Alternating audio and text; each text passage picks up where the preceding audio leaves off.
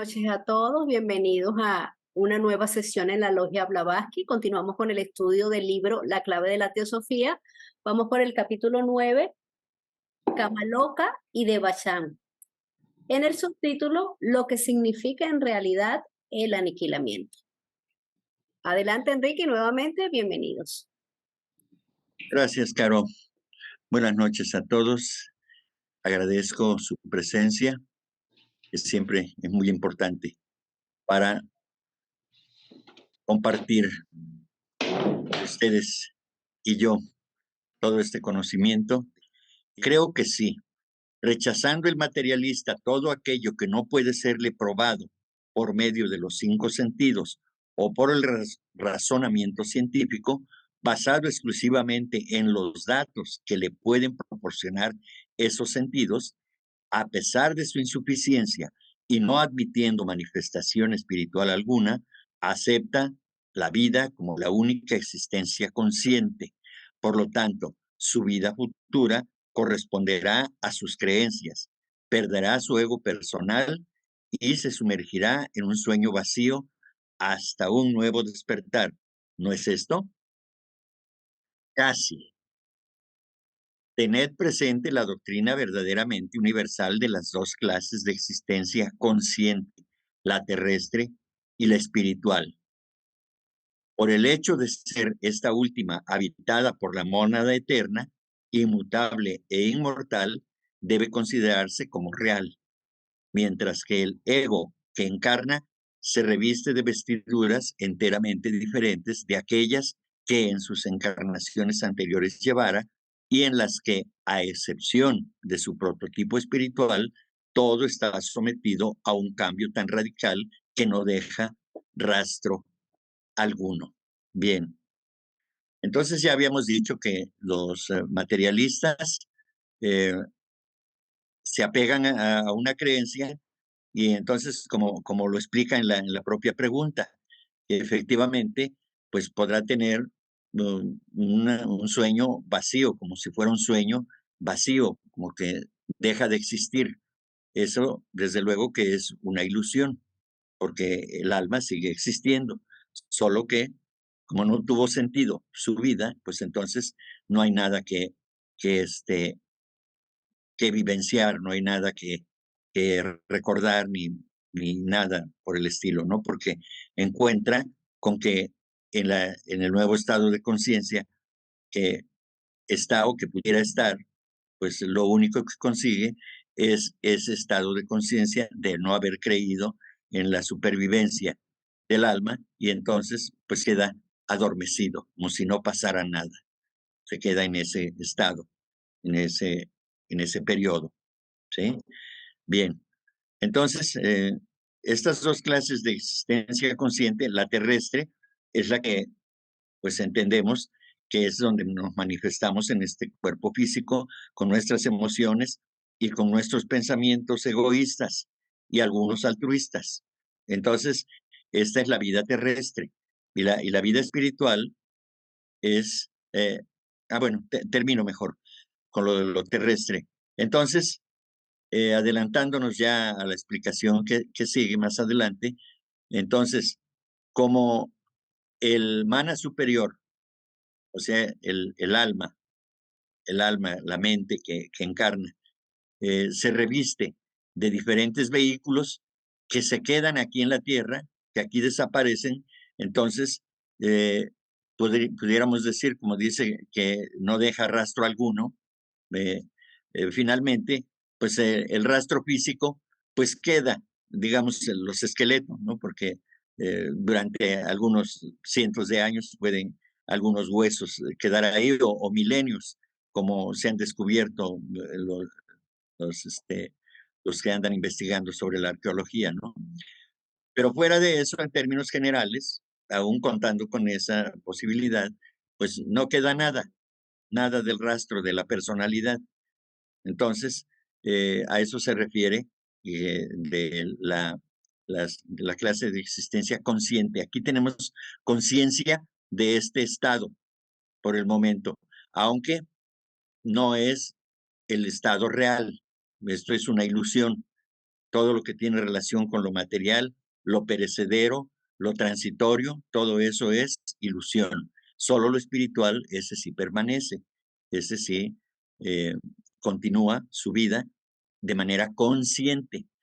En el caso del materialista, no está consciente y entonces, precisamente por eso, no, por no aceptar que existe un espíritu y que tiene vida después de esta llamada muerte, entonces, al no creer en eso, pues entonces cuando está en el otro plano, pues queda adormecido. No, no, la creencia es muy importante, ¿sí? Tenemos que creer para empezar eh, en, en función de la existencia de ese algo que llamamos espíritu, que es el que le anima, él es el que da vida a todos los demás principios, incluso al propio mana superior, a la propia alma humana. ¿Sí? Entonces, esa es la gran diferencia que existe y que una vez de que aquellos que sí creemos en el espíritu, pues entonces tenemos la oportunidad de experimentar otro tipo de vida después de esta vida terrestre, de esta vida física, ¿verdad? Bien, y en cambio, la personalidad no deja rastro alguno, pero en el ego superior, en el alma humana, sí queda grabado ahí. Todo lo bueno que un hombre haga, un ser humano haga en este plano, se queda guardado, digamos, como una parte del enriquecimiento que vamos teniendo en cada encarnación, y eso bueno queda impregnado ya, impregna al alma humana. Y con eso es con lo que regresamos, y con lo de las cosas buenas de encarnaciones anteriores. Pues Bien. yo entiendo que si no realizamos un trabajo aquí en el aspecto espiritual, entonces esa vestidura como que no la va a ver en mi cuerpo etéreo, mi cuerpo espiritual, necesaria para que cuando yo muera, pues pueda trascender. Creo yo que así lo entendí, esta pregunta, y porque pues si no me interesa lo espiritual y nada más es lo puro material, pues como que no hay esa vestimenta, ¿no? Que se requiere, eso que me tiene como que recubrir. No sé si estoy bien o estoy mal. No, sí, cuando reencarnamos, ahí la palabra lo dice, volvemos a encarnar y entonces, pues sí, el alma se vuelve a revestir de esos principios que son inferiores a la condición que tiene el alma humana, el ego que reencarna. Entonces, sí existe, se le vuelve a dotar de otro paquete de, digámoslo así, de cuerpos, de vehículos, para que se pueda expresar en este plano. El caso es de que estando en el otro plano, el materialista no se da cuenta que está en otro plano.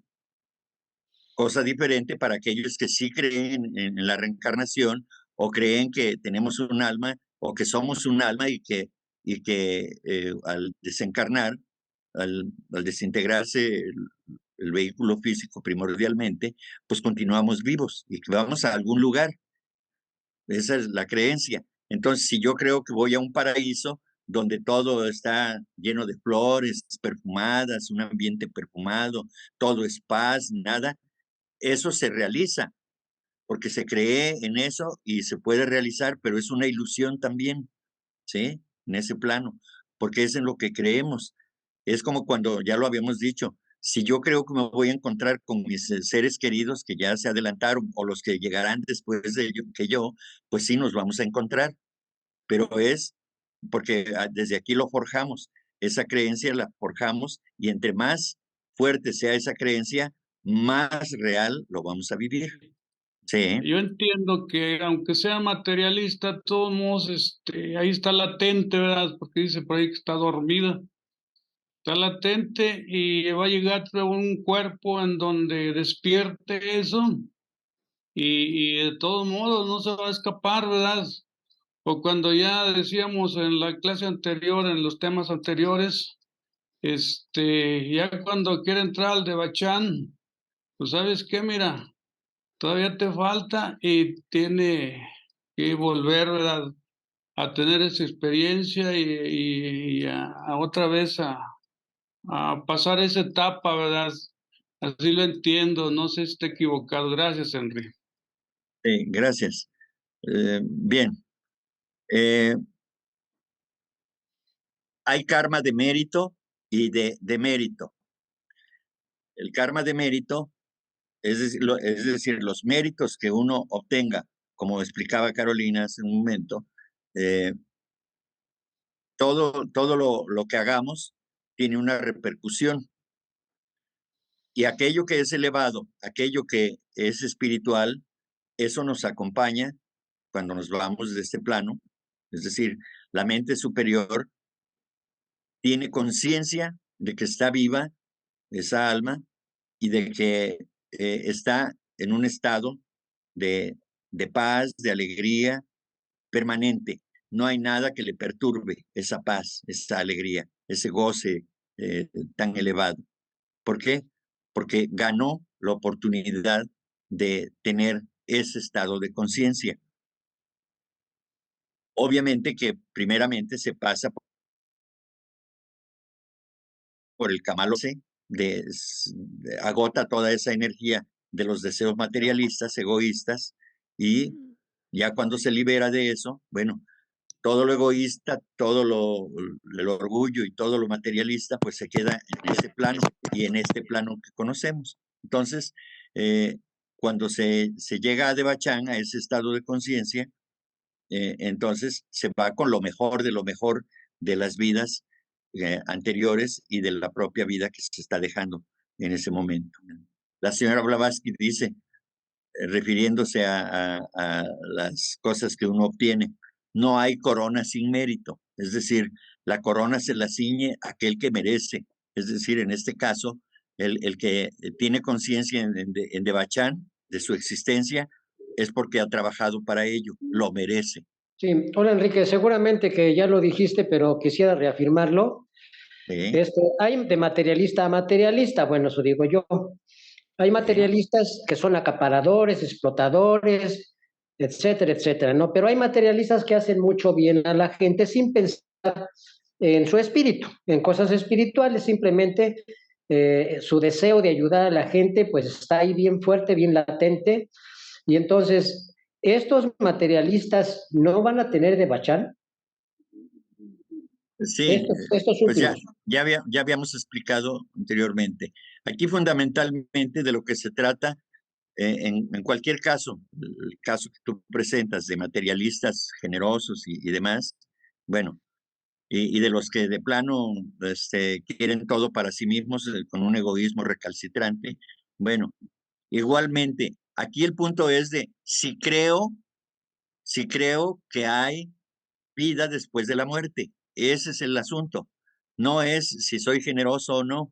Se trata de que el hombre debe creer que hay una existencia, hay otra vida, ¿sí? O es la continuidad de la vida del alma, ¿sí? No de los cuerpos inferiores o de los principios inferiores, ¿sí? Entonces, eso es lo fundamental. Creer que yo soy un alma y que cuando yo me vaya es porque me deshice de los vehículos inferiores y entonces voy a tener lo correspondiente a donde yo vaya, ¿sí? En este caso, en el estado de conciencia. El generoso, si además de ser generoso, cree en la reencarnación y cree que va a estar durante un tiempo en algún lugar del universo, pues entonces el llamado cielo, el paraíso, pues entonces eso se va a dar, ¿sí? Pero aunque sea generoso, si no cree en eso, pues no, como no lo ha generado no, en su mente, pues no va a existir. Entonces, no hay diferencia en ese sentido. Aquí el punto fundamental es la creencia. Sí, Enrique, gracias. No, ahorita que te escuchaba en la creencia, en el punto de la creencia y cómo puede ser tan diferente para un materialista y para una persona más espiritual. He escuchado que, por ejemplo, los budistas, y específicamente los budistas tibetanos, posiblemente también, yo creo que los de la India también, pero ellos hacen mucho hincapié en lo que denominan bardo, ¿verdad? Y bardo es ese estado de conciencia o esa existencia después de lo que llamamos muerte y hasta el próximo renacimiento o reencarnación. E incluso tengo entendido que tienen muchas clasificaciones de ese bardo, muchas graduaciones o gradaciones de ese bardo o estados de conciencia, que nosotros ves que en Teosofía llamamos pues Kamaloka, el estado de gestación, el estado de Devachan, antes de renacer nuevamente. Pero el punto que quería comentar es que ellos intencionalmente en sus meditaciones hacen mucho hincapié en meditar acerca de precisamente de ese estado de conciencia o existencia que le sigue a la muerte de nuestra personalidad. Pero lo hacen intencionalmente por eso, porque ellos están tan enfocados en morir conscientemente para que esa última idea, ese estado, ese último pensamiento en el momento de desencarnar, los guíe en el bardo y que sea yo lo entiendo que sea como un viaje consciente y no que estén perdidos, no que estén perdidos en el bardo, ¿verdad? O que estén, como decías, pues inconscientes o que no se estén dando cuenta de ese otro plano de existencia. Pero claro, es algo que ellos lo practican, pues yo creo que cientos de veces, ¿no? A lo largo de sus vidas, sus meditaciones. Y es interesante ver cómo si lo meditan, lo meditan, lo meditan, lo meditan, porque para ellos su atención está en ese momento. Ese es para ellos un momento muy importante. Incluso se nos ha dicho de monjes que, pues que antes de desencarnar se ponen a meditar, se ponen a meditar y se van felices, ¿no? Lo que se puede decir felices porque van como ansiando ese estado de existencia que seguramente para ellos está muy claro que es la existencia real, ¿verdad? Como bien lo decías, pocas veces meditamos en que lo que estamos viviendo ahorita es una ilusión, en el sentido de que estamos viviendo la vida de las formas, la vida terrestre, pero que es efímera, ¿no? Y en el ejemplo que nos ponías de los esqueletos, ¿no? Que duran cientos, tal vez miles de años, pues ahí está una prueba de cómo esta materia densa es finita, es efímera, ¿no? Y cómo realmente es una ilusión y realmente nuestra mónada es nuestro verdadero ser. Pero claro, como día a día nuestros sentidos no están tan desarrollados, ¿verdad? O nosotros no estamos tan espiritualmente desarrollados, pues siempre nos vamos con la finta. Nos vamos con la finta de que esto es todo lo que hay. ah, y, y, este, y, pero tenemos que ir poco a poco rompiendo ese cascarón y esas creencias. En parte contestaste lo que iba a preguntar con lo último, pero en otras palabras, independientemente del grado de la creencia y el grado de liberación de la ilusión, el grado de adelanto o estancamiento de la personalidad, regresan o regresamos y aquí nos espera nuestro amigo karma, ¿no?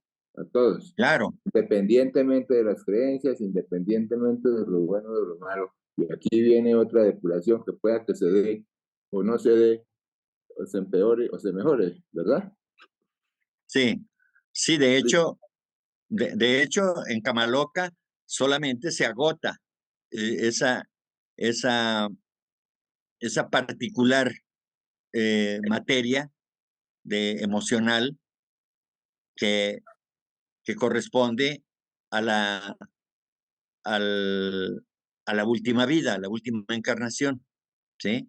Toda esa experiencia, que se agote ahí. Y por supuesto que hay conciencia de que aquellos deseos que son muy intensos, ya sea por la bebida, la comida, el sexo, el poder, etcétera, etcétera, pues ahí se agota esa energía en cama loca, toda vez de que el ser permite que se agote porque tiene que liberarse e irse a Debachán. Y entonces ahí se agota toda esa materia, ¿sí? Y cuando regresamos, por supuesto, que todas aquellas cosas que quedaron pendientes, es decir, el hecho del sufrimiento que uno pueda tener en cama loca, eso no quita para nada el karma que generamos en la tierra, porque es en la tierra donde realmente experimentamos toda esta cosa kármica. Es aquí, porque este es el mundo de la acción para el ser humano, ¿sí? Porque Claro, pero en el, en el tema específico mencionado de aquel que no cree nada, entonces que no va a sufrir en el Kamaloka porque no va a creer, y entonces, porque no creyó, entonces vuelve a renacer y sigue igual, tranquilo. O, no, no, definitivamente no, porque es donde, como bien decías tú, ahí aplica la ley de karma, ¿sí? y Sí, así pueda es. que crea en esa nueva reencarnación o que siga sin obtener la iluminación que le permita creer, pues. Ajá, sí. Cuando estamos aquí, porque no creemos en la reencarnación y creemos que solamente venimos por una sola vez a la tierra, entonces no hay recuerdo de nada y entonces por eso dice uno, bueno, ¿y a mí por qué me pasa esto? Si yo no le hago daño a nadie, ¿verdad? Pero como no tiene el recuerdo de las vidas pasadas donde eh, realizó acciones en contra de los demás, pues entonces por eso se pregunta uno, ¿y yo por qué? ¿O por qué a mí me pasa esto? Pues si yo me porto bien, muy bien, pero se tiene que pagar aquí el karma. No se paga en los otros planos, se paga aquí.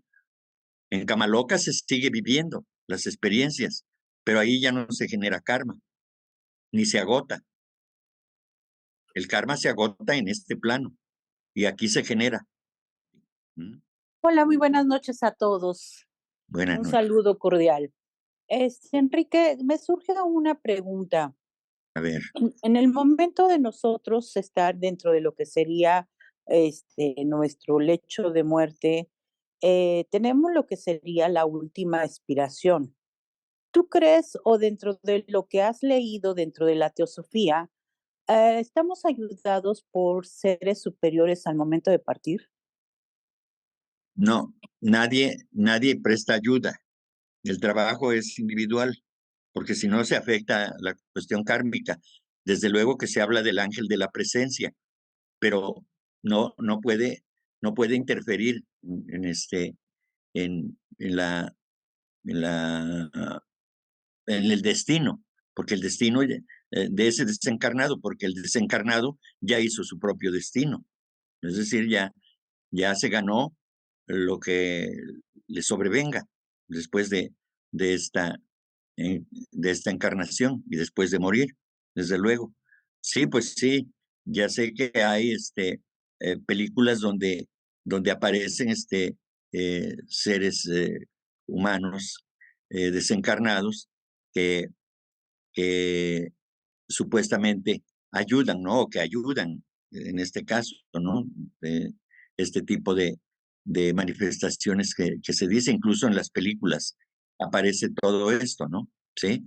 Puede, puede haber un acompañamiento solamente, ¿sí? Pero así, tanto como que alguien guíe, pues no. Eh, yo le escuché decir a Isaac, yo eso no lo sabía, que el último pensamiento antes de desencarnar es el pensamiento que guía al alma. No hay un ángel esperándolo a uno para que le guíe a uno y le explique a uno, mira, este es el de Bachán, este es el Kamaloka, y aquí te tienes que aguantar todo lo que pases, y es el purgatorio que en el que creías y todo eso. Eso se manifiesta, por supuesto, pero no se puede,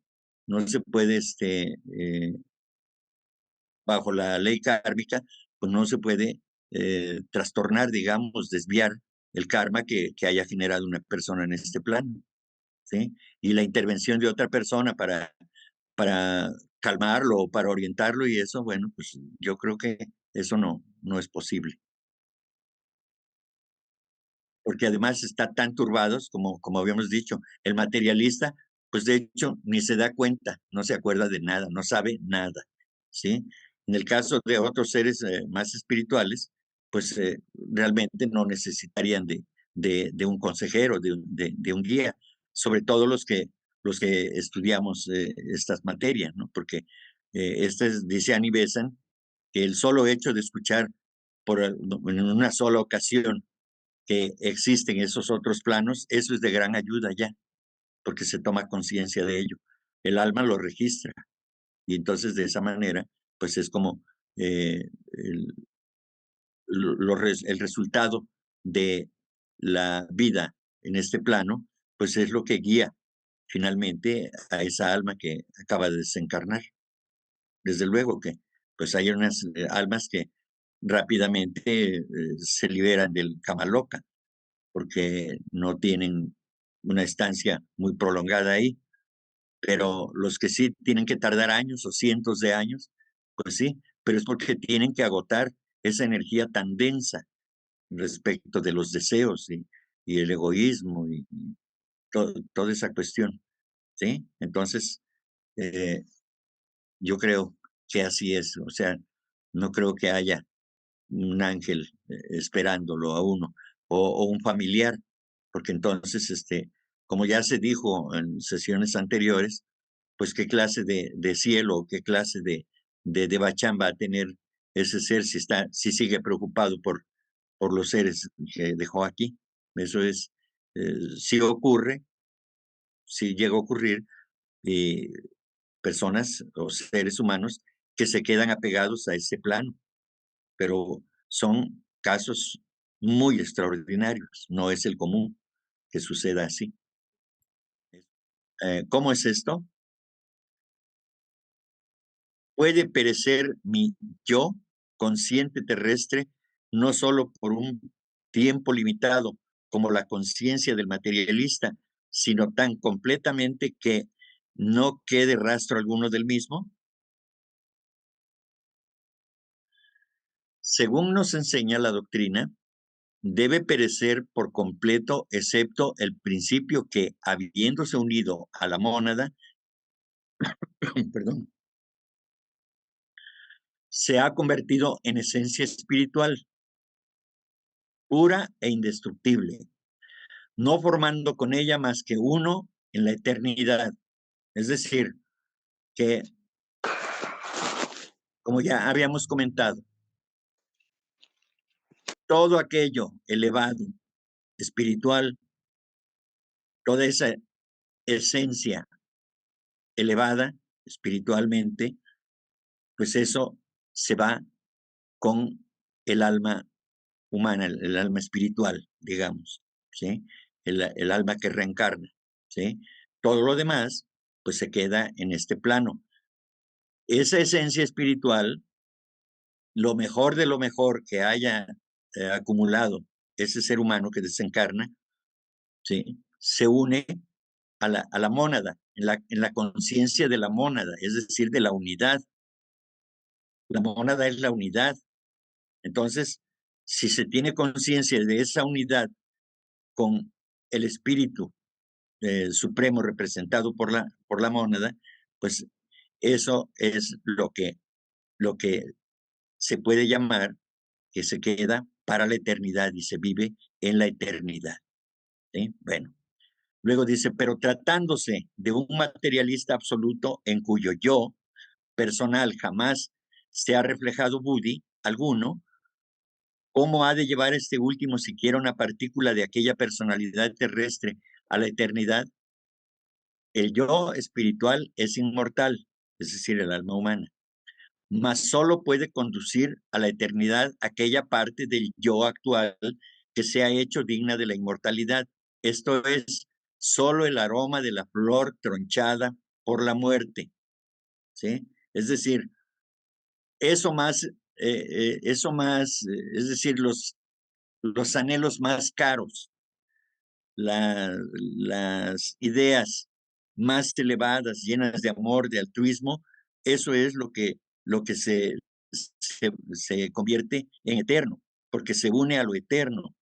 Y entonces ese aroma queda ahí, digámoslo, como un enriquecimiento para el alma humana, ¿sí? Eso es lo que ya queda para la eternidad y queda para cuando el ego que reencarna regresa a la tierra, y de esa manera cada vez aparecen como fortalezas para que ese ser humano vaya manifestando cada vez más y más y más ese poder de amor, ese poder de altruismo, que ya es parte de su vida espiritual. Esto es lo único que queda, ¿eh? Pero más adelante viene más explicación sobre esto. Corriente, pero ¿y la flor o el yo terrestre? La flor, como todas las flores pasadas y futuras que han brotado y brotarán en la rama madre, es decir, el sutratma, el hilo espiritual, hijas de todas de un mismo tronco o buddhi, se convertirá en polvo vuestro presente. Yo, es decir, no es, como sabéis, el cuerpo el que está en este momento delante de mí, ni aún lo que yo llamaría manas sutratma, o sea, el manas es la mente, ¿sí? El sutratma es el alma hilo, ¿sí? Sino sutratma buddhi, es decir, en este caso no es definitivamente esa parte del manas sutratma, es decir, eh, el alma hilo que está acompañado por la mente que se enriquece vida tras vida, ¿sí? Es la cadena de encarnaciones que se van manifestando en cada periodo, ¿sí? Sino Sutratma Buddhi. En esto no hay una traducción, bueno, Sutratma, pues sí sabemos que es el alma hilo, y Buddhi, pues sabemos que es el alma espiritual. Entonces se convierte eso más elevado, se convierte precisamente se queda en ese alma hilo, quedan las experiencias, pero se convierte en esa alma universal, porque Buddhi es la representación de Mahat. Mahat es el alma universal.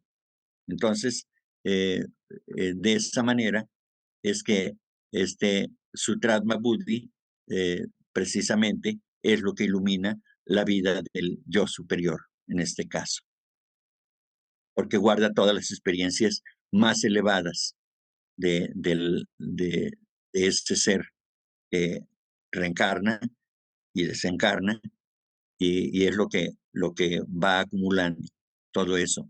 Entonces, en la medida que vaya creciendo el poder, en poder de amor, por ejemplo, todo eso se manifiesta y se queda como algo que finalmente se convierte en un poder, en el poder del amor, vamos a decirlo, tomando como base el amor que yo elegí en este caso para dar la explicación.